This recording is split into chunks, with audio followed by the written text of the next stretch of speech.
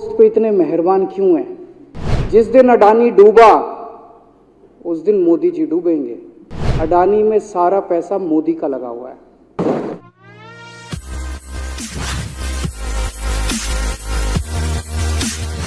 नमस्कार जी, मंसूर आलम, रिकवरी 24 आज आपको बताने जा रहा है देश का सबसे बड़ा खुलासा अडानी और प्रधानमंत्री को लेकर के। अरविंद केजरीवाल ने बताया जो देश का सबसे बड़ा सच। ये आप सुनिए और ये वीडियो को आप देखिए। वीडियो को देखने के बाद आपको खुद समझ पड़ जाएगा क्या सही और क्या गलत है। आज की तारीख में अडानी को लेकर के प्रधानमंत्री हमारे जो इतना एकदम बेचैन हो चुके हुए हैं, परेशान हो चुके हैं, आखिर में कारण क्या है और वजह क्या है। अरविंद केजरीवाल ने बताया कि ये जितना भी उनकी संपत्ति है, जितना भी कारोबार अडानी का है, ये अडानी का नहीं है, ये हमारे प्रधानमंत्री का है। ये प्रधानमंत्री के पास इतने पैसे आए कहाँ से है, जबकि हर जगह जितनी भी कंपनी है और जितनी भी बिजनेस है अडानी का, ये टोटल हमारे प्रधानमंत्री का है। अडानी का रोल सिर्फ उसके अंदर इतना है कि जितने भी कारोबार है वो कारोबार को संभालना और कारोबार चलाना, क्योंकि अडानी को उसके बिना पे सिर्फ कमीशन उसको मिलता है 10%, 5%, 20%। लेकिन सोचने वाली बात और देखने वाली बात यह है कि इतने पैसे हमारे प्रधानमंत्री के पास आया तो कहाँ से आया, जबकि हमारे प्रधानमंत्री ये बोलते हैं मैं फकीर हूँ, कहीं भी झोला उठाऊंगा निकल लूँगा, चला जाऊंगा, मुझे फर्क नहीं पड़ेगा। लेकिन जब हमारे प्रधानमंत्री फकीर है तो फिर इतने पैसे आए कहाँ से है, और इतना बड़ा बिजनेस हुआ तो कैसे हुआ, तो ये पैसे कहाँ से आए। ये टोटल पैसे जनता का पैसा है, ये किसी नहीं हमारे प्रधानमंत्री का और नहीं अडानी का पैसा है। ये अरविंद केजरीवाल का जो कहना है ये वीडियो में आपको दिखाने जा रहा हूँ, और इस वीडियो को आप पूरा देखिए और पूरा देखने के बाद फिर आपको समझ पड़ जाएगा कि हमारे प्रधानमंत्री की सच्चाई क्या है। देखिए इस वीडियो को पूरा। इसके लिए ये वीडियो में आपके सामने लेकर के आया हूँ, क्योंकि कोई भी मीडिया, जितने भी गोदी मीडिया है, ये कोई भी आपको ये सच्चाई नहीं दिखाएगा। ये अरविंद केजरीवाल के मुँह जवानी, ये वीडियो आप देखिए और सुनिए पूरा। सुनने के बाद फिर आप समझिए क्या सच्चाई है हमारे प्रधानमंत्री का और हमारे देश के अंदर क्या हो रहा है और हमारे प्रधानमंत्री क्या कर रहे हैं। देखिए वीडियो पूरा। अभी कुछ दिन पहले बीजेपी का एक बहुत बड़ा नेता मिला मेरे को, उससे काफ़ी लंबी चर्चा हुई मेरी, और उसने जो जो बातें बताई वो इतनी चौंकाने वाली थी कि आप सब सुनोगे तो रोंगटे खड़े हो जाएंगे। उसने मेरे से पूछा कि केजरीवाल जी आपको क्या लगता है, मोदी जी अडानी की इतनी मदद क्यों करते हैं? मैंने कहा दोस्त हैं दोनों इसीलिए करते हैं। कहता बस इसलिए। कहता मोदी जी ने आज तक किसी के लिए कुछ नहीं करा, अपनी वाइफ के लिए कुछ नहीं करा, अपनी माँ के लिए कुछ नहीं करा, उनके भाई गुजरात में रहते हैं उनके लिए, किसी रिश्तेदार के लिए कुछ नहीं करा, राजनीतिक गुरु के लिए कुछ नहीं किया। वो अपने दोस्त के लिए इतना कुछ करेंगे, ऐसा कैसे हो सकता है? दोस्त पे इतने मेहरबान क्यों हैं? ऐसी भी क्या दोस्ती है आज के ज़माने में, कौन कोई भाई के लिए कुछ नहीं करता, दोस्त के लिए कौन करता है? तो मैंने कहा फिर क्या मामला है? कहता आप खुद सोचो, इतना बड़ा क्राइसिस हुआ, हिंडनबर्ग की रिपोर्ट आई, चारों तरफ थू थू हुई, पूरा क्रैश कर गया अडानी ग्रुप। मोदी जी इतने स्वार्थी आदमी हैं कि अगर केवल मामला दोस्ती तक होता तो 2 मिनट में उसको साइड करते और कहते मेरा कोई लेना देना नहीं इससे। अभी भी उसको बचाने में लगे हुए हैं। कभी एसबीआई को कह रहे हैं इसको पैसे दो, आज अखबार में आया पीएफ वालों को भी बोला इसको पैसे दो, सारी एजेंसी अभी भी उसको पूरी तरह से उसको बचाने में लगे हुए हैं।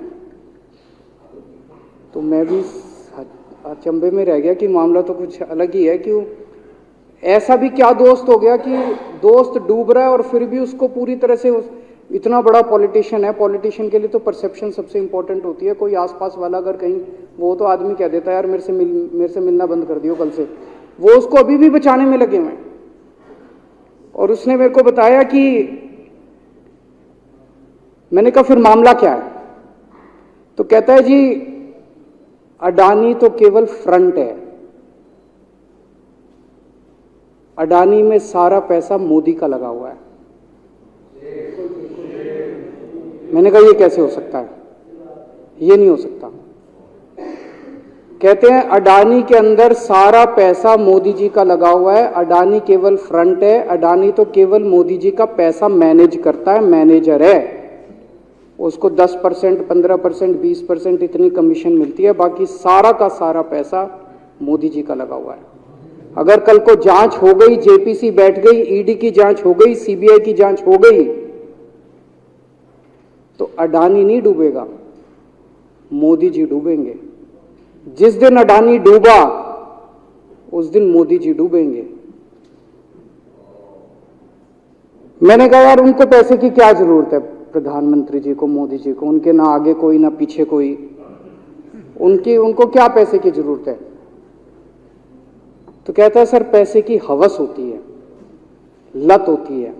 कहता है इतने दुनिया में इतने बड़े बड़े अमीर आदमी हैं, उनको कोई अब और पैसे की थोड़ी जरूरत है, लगे पड़े हैं सारे, और पैसा और पैसा और पैसा। बोला हवस होती है।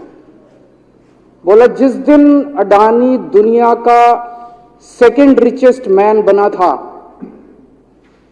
अडानी दुनिया का सेकंड रिचेस्ट मैन नहीं बना था, मोदी जी दुनिया के सेकंड रिचेस्ट मैन बने थे। और अब मोदी जी का ख्वाब है, उनका सपना है कि वो दुनिया के रिचेस्ट मैन बनना चाहते हैं। प्रधानमंत्री तो बन गए, वो दुनिया के रिचेस्ट मैन बनना चाहते हैं। फिर उसने मेरे को एक एक करके, मैं बड़ा धीरे धीरे उसकी बातों पे, पहले तो मैं एकदम शॉक हो गया ये कह क्या रहा है कि अडानी के अंदर सारा पैसा मोदी जी का लगा है। फिर वे धीरे धीरे उसने एक एक करके बातें खोल के समझानी चालू की। कहता है मोदी जी श्रीलंका गए, श्रीलंका के राष्ट्रपति राजापाक्सा हैं। राजापाक्सा को मोदी जी ने जबरदस्ती करके वहां का विंड प्रोजेक्ट अडानी को दिलाया। क्यों दिलाया? मैं आप लोगों से पूछना चाहता हूं, आप में से कोई विदेश जाएगा तो वहां की किसी एजेंसी को जबरदस्ती करके अपने भाई को, रिश्तेदार को ठेका दिला के आओगे क्या? ऐसे कोई करता है क्या? मोदी जी ने जबरदस्ती राजापाक्सा के ऊपर प्रेशर डाल के वहां का विंड प्रोजेक्ट अडानी को दिलाया। अडानी को नहीं दिलाया, खुद लिया वो प्रोजेक्ट। वो मोदी जी का प्रोजेक्ट है, वो अडानी का प्रोजेक्ट नहीं है। और ये बात कैसे निकली? वहां का जो बिजली बोर्ड है श्रीलंका का, जैसे अपने यहाँ स्टैंडिंग कमेटी है असेंबली की, पार्लियामेंट की स्टैंडिंग कमेटी है, वैसे उनकी भी पार्लियामेंट की स्टैंडिंग कमेटी होती है। तो वहां पे पार्लियामेंट की, श्रीलंका की पार्लियामेंट की स्टैंडिंग कमेटी ने जब उनके बिजली बोर्ड के चेयरमैन को बुलाया और बोले तूने ये प्रोजेक्ट अडानी को क्यों दिया, तो उसने कहा जी राजापाक्सा साहब ने मेरे को बुलाया था, उन्होंने कहा मोदी जी मेरे पे बहुत प्रेशर डाल रहे हैं कि ये प्रोजेक्ट अडानी को दो। मोदी जी बांग्लादेश गए, बांग्लादेश वालों को बिजली खरीदनी थी, 1500 मेगावाट बिजली 25 साल के लिए। मोदी जी ने वो प्रोजेक्ट भी अडानी जी को दिला दिया। अडानी को नहीं दिलाया, मोदी जी ने वो प्रोजेक्ट खुद लिया। 25 साल तक 1500 मेगावाट बिजली खरीदने का प्रोजेक्ट बांग्लादेश का, वो भी मोदी जी ले आए अपने नाम पे। इजराइल गए, इजराइल के साथ भारत ने कई सारे रक्षा सौदे किए, रक्षा सौदे, वो सारे के सारे रक्षा सौदे अडानी को दे दिए। अडानी को नहीं दिए, मोदी जी ने खुद लिए। अभी 2-3 साल पहले 6 एयरपोर्ट की नीलामी हुई प्राइवेटाइजेशन के लिए, सरकार ने उनकी नीलामी करी, भाई प्राइवेट प्लेयर आके लो। उसमें एक कंडीशन थी कि उसी को दिया जाएंगे ये एयरपोर्ट जिसने पहले एयरपोर्ट का काम कर रखा है। हर सरकारी ठेके में होती है, हम सड़क बनाते हैं, कहते हैं भाई सड़क जिसको ठेकेदार को सड़क बनाने का एक्सपीरियंस है उसी को दिया जाएगा। हम बिल्डिंग बनाते हैं, हम कहते हैं भाई ये पानी के वाटर ट्रीटमेंट प्लांट लगाते हैं, हम कहते हैं भाई जिसने WTP वाटर ट्रीटमेंट प्लांट इतने लगा रखे हैं उसी को दिया जाएगा। हम सीवेज ट्रीटमेंट प्लांट बनाते हैं, हम कहते हैं जिसको 20 साल का एक्सपीरियंस है, 15 साल का है, उसी को। इसमें भी ये कंडीशन थी कि जिसने इतने साल तक एयरपोर्ट चलाने का काम कर रखा उसी को दिया जाएगा। अब अडानी ने तो कर नहीं, मोदी जी ने तो कर नहीं रखा था, अडानी ने तो कर नहीं रखा था, तो क्या करते? आखिरी मोमेंट पे वो कंडीशन हटा दी गई, बोले कोई एक्सपीरियंस की जरूरत नहीं है। 6 एयरपोर्ट नीलामी पे थे, 6 के 6 एयरपोर्ट अडानी को दे दिए, अडानी को नहीं दिए, मोदी जी ने वो खुद 6 के 6 एयरपोर्ट खुद अपने नाम कर लिए। आज 2021 नवंबर में एयरपोर्ट टेक ओवर किए, 2023 1.5 साल हुआ है। 1.5 साल के अंदर आज एयरपोर्ट का 30%, पूरे देश का एयरपोर्ट का जितना धंधा है, बिजनेस है, उसका 30% बिजनेस जो है वो मोदी जी के पास है। 30%, 1.5 साल के अंदर इतना बड़ा भारत देश, इतने एयरपोर्ट, 30% एयरपोर्ट का बिजनेस आज मोदी जी के पास है। एक और बड़ी इंटरेस्टिंग चीज हो रही है, ये ईडी और सीबीआई को इस्तेमाल करके बंदूक यहां रख के लोगों की फैक्ट्रियां छीनी जा रही हैं। मतलब 10 अक्टूबर 2018 को 10 अक्टूबर 2018 को कृष्णापट्टनम पोर्ट के ऊपर इनकम टैक्स की रेड हुई और 6 अप्रैल 2020 को 1.5 साल बाद वो पूरा एयरपोर्ट अडानी ने खरीद लिया। उसके यहां बंदूक रख के उसको कहा या तो दे दे और या जेल। तो वो अडानी ने नहीं खरीदा, वो मोदी जी के पास चला गया कृष्णापट्टनम एयरपोर्ट। 10 दिसंबर 2020 को एसीसी और अंबुजा सीमेंट पे रेड हुई और 2 साल बाद 16 अक्टूबर 2022 को दोनों सीमेंट प्लांट मोदी जी के पास चले गए। 2020 जुलाई को मुंबई एयरपोर्ट का मालिक था जीवीके, उसके ऊपर सीबीआई और ईडी की रेड हुई, एफआईआर हुई और 1 महीने बाद मुंबई एयरपोर्ट जो है वो मोदी जी के पास चला गया, अडानी के पास चला गया। तो ईडी और सीबीआई पे रेड कराते हैं, उसको धमकाते हैं फैक्ट्री वाले को, कंपनी वाले को कि या तो जेल जा और या तेरी फैक्ट्री हमको दे दे। ये इधर तो सुनते थे हरियाणा की तरफ ये पिच्ची, इधर इसकी फैक्ट्री भी छीन ली, पंजाब में भी सुनते थे इसकी भी फैक्ट्री छीन ली, इसकी। पूरे देश के अंदर ये इतनी गुंडागर्दी मची पड़ी है कि ईडी की रेड करा देते हैं, सीबीआई की रेड करा देते हैं, यहाँ बंदूक रखते हैं और कहते हैं या तो फैक्ट्री दे दे और या जेल जा। ये क्या चल क्या रहा है इस देश के अंदर? इन्होंने अभी थोड़े दिन पहले ऑर्डर निकाला कि सारे जितने पावर प्लांट हैं, जितनी राज्य सरकारें हैं, पंजाब सरकार की, हमारी जो सरकार है उनके पास भी ऑर्डर आया, सारी सरकारों को जितना उनका कोयले की रिक्वायरमेंट है उसमें से 10% कोयला इंपोर्टेड इस्तेमाल करना पड़ेगा। और इंपोर्ट केवल मोदी जी करते थे, अडानी करता था। तो इसका मतलब आपको 10% अपना कोयला कंपलसरी, जरूरत नहीं है आपको कोयले की, लेकिन 10% कोयला आपको अडानी से खरीदना पड़ेगा। हमारे देश का कोयला 2000 रुपए टन है, इंपोर्टेड कोयला 20,000 रुपए टन है। 10 गुना दाम के ऊपर आपको अडानी से यानी कि मोदी जी से कोयला खरीदना पड़ेगा। इन्होंने सुप्रीम कोर्ट का एक और, जब कोयला घोटाला हुआ था अपने देश के अंदर, तो सुप्रीम कोर्ट ने आदेश दिया था कि अब कोयले की खदानें किसी भी प्राइवेट वाले को नहीं दी जाएंगी, सारी खदानें सरकारें। तो इन्होंने कुछ खदानें राजस्थान सरकार को दे दी, कुछ खदानें छत्तीसगढ़ सरकार को, कुछ खदानें पंजाब सरकार को, सरकारों में बांट दी। बाकी पूरे देश में केवल राज्य सरकारों के पास खदानें हैं। केवल अडानी के केस में उन्होंने एक्सेप्शन करके अडानी को कोयले की खदानें दे दी और उसमें भी ऑर्डर कर दिया कि 4000 कैलोरी से कम वाला कोयला जो है उसको रिजेक्टेड माल माना जाएगा, जबकि वो सबसे अच्छा कोयला माना जाता है और वो रिजेक्टेड माल इसको फ्री में मिलता है। तो कम से कम 2800 करोड़ रुपए का कोयला हर साल फ्री में मोदी जी ले जाते हैं। 2800 करोड़ रुपए का कोयला हमारी खदानों से हर साल मोदी जी निकाल के ले जाते हैं। 2014 में, अभी जो अतिशी जी ने कहा, 2014 में अडानी जी की यानी कि मोदी जी की जायदाद 50,000 करोड़ की थी।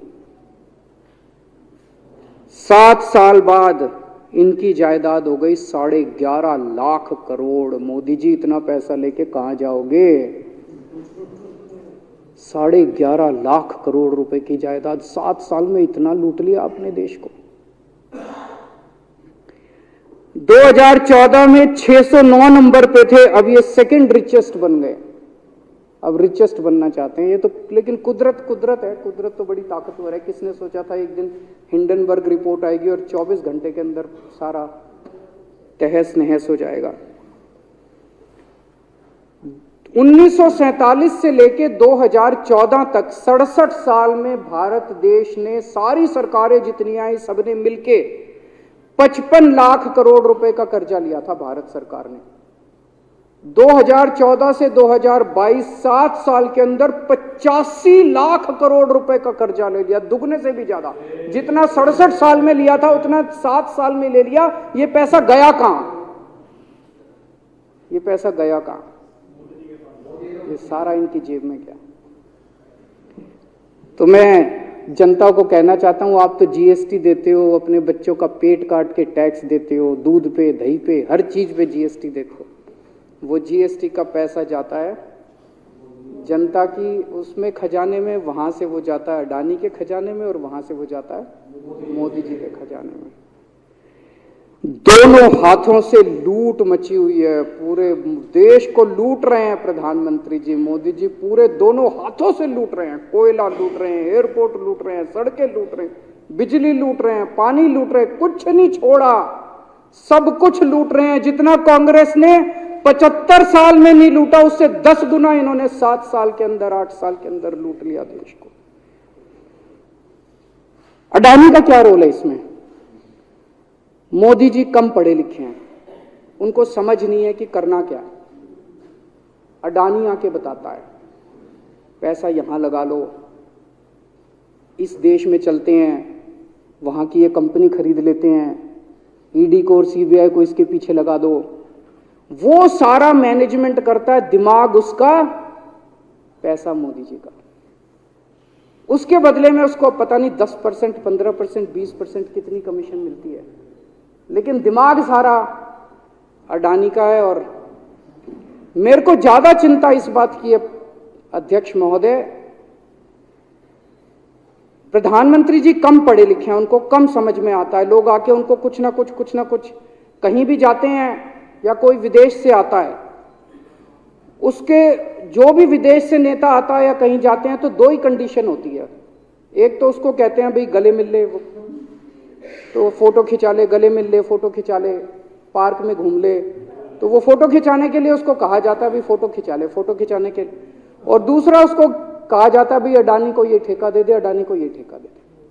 और कोई किसी, कईयों को कहते हैं तारीफ कर दे, कोई आके कुछ नेता आके कहते हैं ना मोदी जी तो दुनिया के सबसे लोकप्रिय नेता है। उसने क्या लेना देना, मोदी जी दुनिया के सबसे लोकप्रिय, वो आके क्यों कह रहा है?